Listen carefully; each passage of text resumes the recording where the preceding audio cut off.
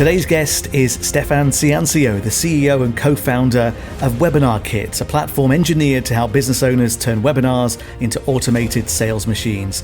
Stefan's deep passion for webinars led him to create a tool that builds slides, scripts, funnels, AI chat, follow-ups, and more, all inside one system. And beyond the tech, he's a speaker, an investor, and an entrepreneur who embraces innovation and remote work. Stefan, really nice to meet you. Thanks for having me. Super excited to be here. Can I ask what started you in the world of webinars? What drew you to that world and what motivated you to build Webinar Kit?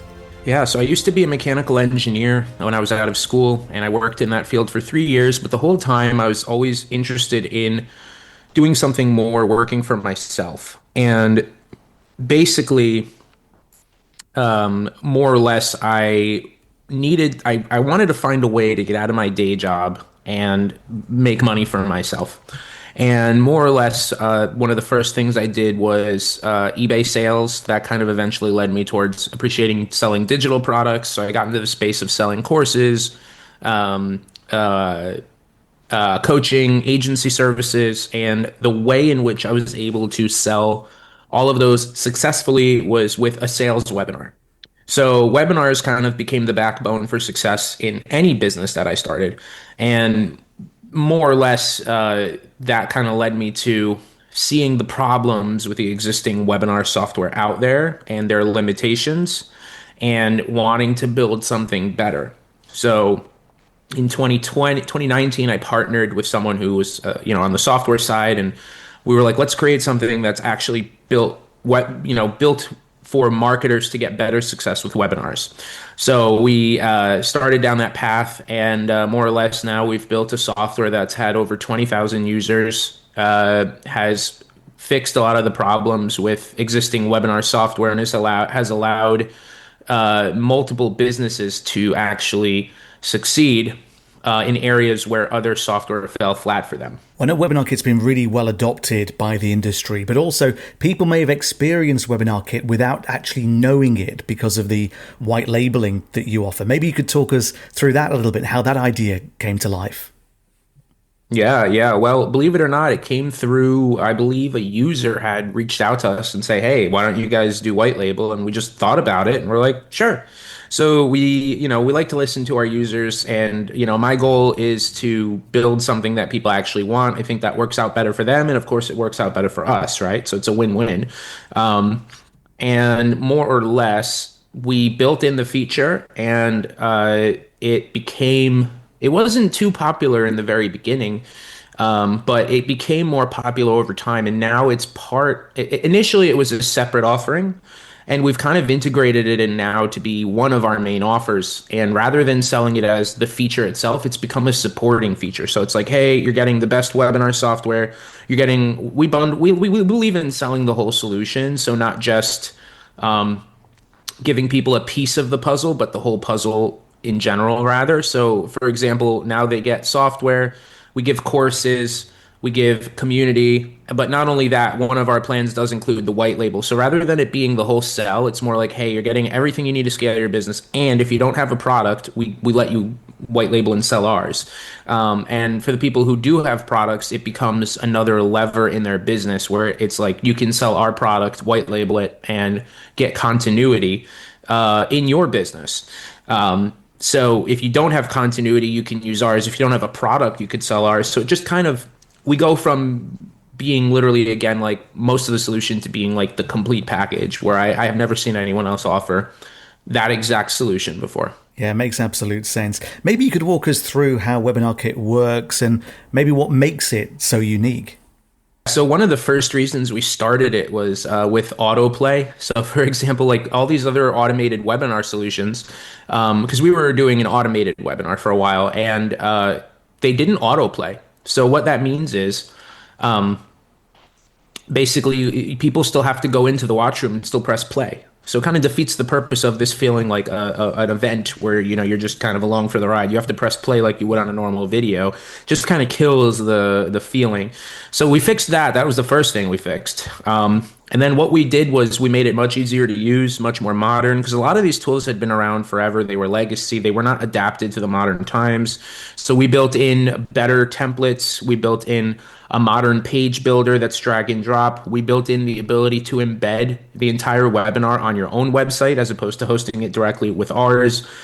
We built in an AI webinar builder that will build your entire webinar presentation for you in minutes, as opposed to having to go out and spend $10,000 to get an agency to do it. That's been huge because anyone who has wanted to take advantage of webinars to grow their business now is able to. Whereas in the past, it was almost like gate kept. You either needed to put months of time in or 10,000 plus dollars. And now you could just go into Webinar Kit, put your site link in, and all of a sudden you've got a webinar ready to go. And there's nothing like that out there. So, we really take pride. And then on top of that, the white label. And so we really take pride on building something that is really the easiest way for anyone to get in there and start getting sales and succeeding with webinars. And that journey's taken you from 2019 through to now. There must have been, I guess, some challenges along the way, as well as the many successes, but many challenges along the way. That's a good question. We deal with new challenges every day as business owners. Even now, there's challenges, but I would say that honestly, every time we've dealt with a significant challenge in business, it always comes back down to the core fundamentals. What's your messaging? What's your offer? Is it resonating with your audience? Is it resonating with what the market wants? And if you could focus there, majority of your issues will go away. And markets change, right? Like, for example, like if we had not adopted our business into the world of AI, by building an AI webinar builder, we would not be ahead of all the other webinar software like we are now. But we also would probably have seen a really big sales drop, whereas right now we're seeing sales increases. People want AI now, and so we had to respond to that, and we had to build it in, and we had to keep up with the other tools that were doing AI. So you kind of need to just be aware of your market, aware of where things are going, and the people who adapt first are going to be the ones that survive, and unfortunately, the ones who don't are going to be further behind. So we try to read the market, we try to see what people want. We do surveys to our audience quite regularly, and that's usually what does the trick. And if you're really confused, honestly, what I love to do is just host a live webinar to my audience and get on a call with them, call it a town hall, call it whatever, and just get on there and say, hey guys, this is what we're doing. What would you guys like to see? And kind of get some feedback. And what I like to do on webinars as well, and this is, I guess, a good tip for anyone who runs webinars, is at the end of your webinar, you're going to have people on who haven't bought, that are not asking questions. They're just on the call. Call them out by name, one by one, and say, why haven't you bought yet? Just curious. Find out what the people who haven't bought yet, what's stopping them. And then you could address that in your product and in your marketing. It's great advice. I mean, to embrace AI at such an early stage, Stefan, that must have been, fraught with problems. And AI, as you say, is evolving and changing almost on a daily basis. For anybody who is reading this, or anybody that's listening to this, that has maybe been put off putting a webinar presentation together, what is the process now, and how easy is it with Webinar Kit? Yeah, it's pretty easy. So more or less, you grab your website link and you put it in Webinar Kit, and within a few minutes, you've got a script ready to go. You can make edits to that script or use it as is. Once you're satisfied with the script, you go to the slide builder, and the slide builder is going to allow you to just take that script, press a button, choose your styles, and you'll be able to create a slide. And that's it. That's pretty much it. It's amazing. It's the easiest. It doesn't get easier than that. I'm using it myself for some of my presentations, and we have people using it every day.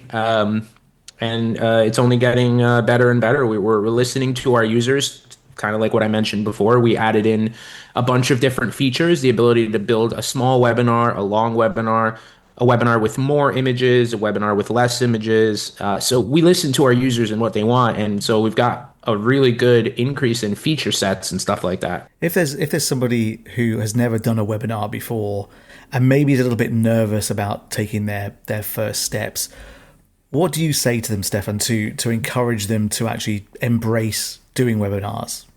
Well, there's two schools of thought there. If you're going to do it live, I say just go for it.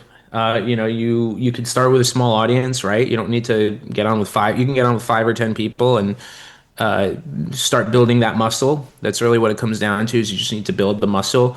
But in the age of AI, you could use tools like Webinar Kit, which will build the webinar for you. And then within the next month or so, we're going to have the AI voice and AI video live, where you can actually just have an AI version of your voice record the webinar. So I don't know if that's a good thing or a bad thing, because it's allowing people to kind of circumvent their fears. But if that's the route you want to go, you have two options there. At least giving people those options, because that's the thing. I think some people are so reluctant to either get on camera or to use their own voice in case they mess up. But actually, as we all know, to err is human, and to have that human connection is key, I would say. But to have the ability to use an AI generated clone of your voice, it means, I guess, it's the next best thing, right? Absolutely. And whether you have or haven't run webinars already, like I've run a lot of live webinars, but I can't wait to use that feature myself, because it's just going to save me a lot of time. There's so many people already doing AI clones for their videos, but imagine for your webinars. It's going to be pretty wild. That definitely takes it to the next level. As a webinar host yourself, what metrics or KPIs do you use, when you're trying to work out whether or not you've had a successful webinar? Are there any of your KPIs that you could share with our audience? Yeah, absolutely. So the metrics that you really want to look at are, a few things. Registration rate on the webinar lander. Then you want to look at how many people are actually attending live. And then what is your conversion? So I guess I'll start with live webinars. Then on the conversion rate, it really depends on what kind of traffic you have, but it can really vary. But ideally, you're closing at least 2 to 3% on a cold traffic webinar live. And then what has really worked for us as of late is replays. So we take a 3-day timer, and then at the end of the webinar, we run a replay period with like the urgency and the special deal closing. And more or less, we just kind of look at the numbers, like earnings per attendee. How much are we getting for the average attendee that shows up? And if you know your earnings per attendee, you can figure out your earnings per registration. And then if you know your earnings per registration, you can see how much you can spend on ads, because that's your cost per registration. So really, at the end of the day, that's the main numbers you're looking at. On an automated webinar, it's the same thing. One thing that has worked really well for us in the past on automated webinars is the same urgency, using something like Deadline Funnel or Webinar Kit, which now has this functionality built in where you can cookie the timer to the end of the webinar. If someone watches an automated webinar, that gives them like 24 or 48 hours to get the webinar deal. So now you get the same urgency that you get on a live webinar, but on the automated. So same kind of thing, 2% is a good conversion rate on cold traffic. If you have a warm list, I mean, you could see 10, 20, 30% conversions. But really, at the end of the day, you want to know, how much am I paying for a registration and how much am I earning from a registration? Mm-hmm. Thank you for sharing those, because, I mean, as you say, it for anybody who's not done a webinar before, I think that's a real insight. But even for seasoned pros, to have that checklist is super handy. In terms of webinars themselves, people who you've seen present webinars, whether they're automated or whether they're live, Stefan, who do you look up to? Who has inspired you or impressed you the most? I really like Onyx Singal. He actually wrote the foreword for our book, Sell More with Webinars, which is on Amazon. He's been a pretty big person that has helped me in the space. This guy, Caleb O'Dowd, is another guy. He's an Irish guy. He's built some pretty killer webinars, so I've learned a lot from seeing his stuff. Another guy named Stephen Somers, another Irish guy, actually. I guess the Irish are really good at webinars. He's been, I've seen some of his stuff. He's a really good guy. Russell Brunson has been influential. I mean, I've gone through his whole playbook on webinars, and we've adapted a lot of the stuff from him, from the other people I mentioned, and kind of a combination of our own, like taking pieces from everyone that I just mentioned, and then combining with like our own findings. And we have a little bit of a unique perspective, because we're not just a guru, like really, we're running a webinar platform. So we get kind of behind the scenes of seeing what different businesses are doing. And it's kind of a unique perspective. You're not just being a guy who's running webinars, but you kind of have a backstage pass to, all these people who are running webinars on your platform. So you kind of have a very unique, open-minded view of what could work. Must be a fascinating world as well, because as you say, webinars have really taken the world by storm, and particularly as we came through the pandemic, I think a lot of people got comfortable, more comfortable with online presentations. Is that what you found in your experience, that you've had that exponential growth over the last, say, 5 years or so? Yeah, it was a good time to launch a automated webinar Yeah. software. We definitely experienced sales got a bit harder as people started leaving their homes and COVID kind of started phasing out. That said, I mean, I think that, we've stayed on top of it with new features, leveraging AI and making it easier for people that's really what we're going to keep doing is just keep developing more features, better features that give people what they want and make life easier for them. And I think the rest kind of takes care of itself. And what about yourself, Stefan? How do you stay balanced, and what are you working on? Because I guess Webinar Kit could effectively take over your life if you let it. So what do you do to, away from work? Well, first thing I do is I make sure we have our automated webinar running 24/7 because that will be a layer of making sure we have ads running that are automated. Um, I was just traveling and I was working a little bit, but I had the business kind of largely running on autopilot because of the systems that I've built. And those are the same systems that we sell with Webinar Kit to other people. Outside of that, I really enjoy travel. I enjoy going out to eat. I'm a pretty simple guy, really. I like my freedom, and I was not someone who did well with the whole 9 to 5 thing. So I wanted to just build systems that allow me to sell while I'm not around and allow me to kind of do whatever it is I want to do, which is usually travel and eat. So It sounds like it was a bit of a gear shift for you when you left mechanical engineering. Is that right? yeah. And then you moved into, I guess, what is now known as a SaaS product. How did you find that transition? And were your family supportive of that at the time, or did they think you were maybe slightly crazy?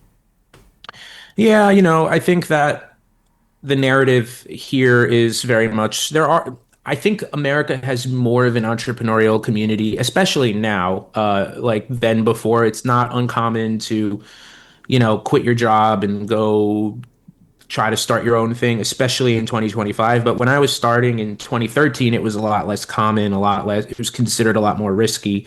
Back then, my coworkers all thought I was crazy. My family were not, I mean, they were not totally unsupportive. Their whole thing was, hey, you've got a degree that you could fall back on.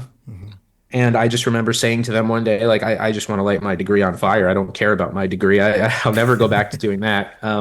But, I would say that back then, my family, they were concerned. Coworkers were more the ones who were like shocked. And I don't know if that's out of, hey, I could have done this myself and I need to defend my ego, or genuinely concerned, maybe a combination of both. But yeah, I mean, I had a lot of people in my life that thought it was a little crazy what I was doing. But nowadays, I think if I had told people I'm going to quit my job and try to start a business, it would be a lot more accepted, just because it's become so much more mainstream. If anybody listening to this who really wants to embrace the world of webinars, I think Webinar Kit is perhaps the most straightforward way of doing this. You've really put some effort into making it straightforward, but also to look great as well. And I think that's part of the battle because, as you mentioned earlier, Stefan, a lot of the webinar solutions that have been around, they look quite dated. Was that a purposeful approach that you wanted to take when you were writing the code behind Webinar Kit? Yeah, I mean, we just really wanted to focus entirely on making it super easy for people to um, get results. I was using tools myself, and I was super frustrated with a lot of these tools. And like, I don't claim to be some hyper intelligent person. I'm just a very simple person, and I wanted to build something that felt like anyone could use it. So if I could use it, anyone can use it. That's kind of how I see it. And did you get into the coding yourself, or have you assembled a team behind you to be able to bring this to life? Yeah, I actually partnered with my high school friend who was a software engineer, and I was more of the marketing. And we kind of partnered together, started it. He was handling the tech side, I was handling the marketing side. Now we've got a team, that helps with sales, helps with billing retention, helps with support, and helps with development. So we've built into a team, but we started with just the two of us, and who knows, maybe we'll have a bigger team in the future. But I love that you can have a lean team and still make a good amount of money. You don't need to have this big giant company. You could keep a lean international remote team and do some damage, which is really cool. Absolutely. Well, it's super impressive to see what you've managed to do in a relatively short amount of time and really disrupted the webinar world. And I really appreciate your time today, Stefan. It's been an absolute pleasure. For anybody who wants to find out more, who wants to perhaps even sign up to one of your plans, direct us where we need to go. Yeah, so we've got a few plans, but you can find everything at getwebinarkit.com. Nice and easy. If you want to connect with me personally, I'm on Instagram, Facebook. I'm pretty easy to find. Facebook, I'm Stefan Ciancio. Instagram, Action Taking Stefan. I get a lot of made fun of for that username a lot, but I like it. Love it. Yeah. Thanks so much for your time today, Stefan. Really appreciate it, and we wish you all the best for the future as well. Thanks for having me. I really appreciate it.